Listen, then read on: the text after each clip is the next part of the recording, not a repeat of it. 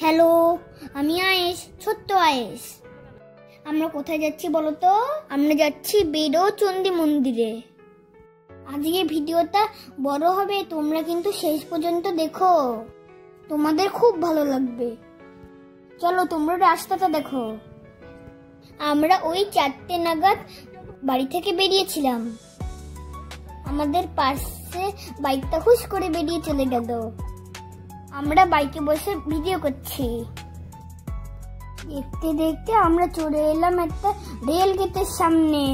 গেটটা বন্ধ, তাই আমি একটু রেল লাইনে হেঁটে নিলাম আর মা ভিডিও করে নিল। ট্রেনটা আসতে অনেক দেরি হচ্ছিল। ওই দেখো ট্রেন এসে গেছে। ঝিকঝিক ঝিকঝিক করে ট্রেনটা যাচ্ছে। আমরা ভাবছি কখন গেট খুলবে। রেল গেটের চারপাশটা খুব সুন্দর। ট্রেন চলে গেল আর গেট উঠে গেল। আমরা এবার চলতে শুরু করেছি। দেখো বিকেল বেলার সূর্যের আলো সুন্দর পুকুরে পড়ছে। যাওয়ার সময় আমরা এই মন্দিরটাতে দাঁড়ালাম। এটা শিব মন্দির। মন্দিরটা খুব সুন্দর, ভেতরে অনেক গাছ আছে। দুপুর বেলা বলে মন্দিরটা বন্ধ ছিল। এই দেখো মন্দিরটা, দেখো এটা ভোলে বাবার নন্দী। সুন্দর শিব মন্দির দর্শন করে আমরা আবার বেরিয়ে পড়লাম বেরোর চণ্ডী মন্দিরের উদ্দেশ্যে। এই দেখো রাস্তার ধারে সারি সারি তাল গাছ। দূরে ওইটা কি দেখতে পাচ্ছ বড় তো?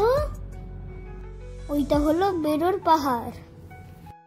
বেরোর পাহাড়ের কাছাকাছি আছে গিয়ে বেরোর চণ্ডী মন্দির। চলো দেখাচ্ছি তোমাদেরকে। আমরা প্রায় পাহাড়ের মন্দিরের কাছাকাছি চলে এসেছি। পাহাড়ের কোলে অবস্থিত মন্দিরটা তোমাদের খুব ভালো লাগবে। পাহাড়টা কি সুন্দর বলো? ওই দেখো ওইটা বেরোর চণ্ডী মন্দির। আমরা মন্দির পৌঁছে গেলাম। চলো তোমাদের এবার সুন্দর মন্দিরটা দেখাই। দেখো কত সুন্দর মন্দিরটা। দেখো ওখানে আমি আর আমার বাবা। এই যে একটা পুকুর। মন্দিরটা কিন্তু খুব সুন্দর। মন্দিরটা আমার খুব ভালো লেগেছে, তাই আমি মন্দিরে ঘুরে বেড়াচ্ছি। এই দেখো মন্দিরের সামনেই পাহাড়টা, পাহাড়ের কোলে মন্দির।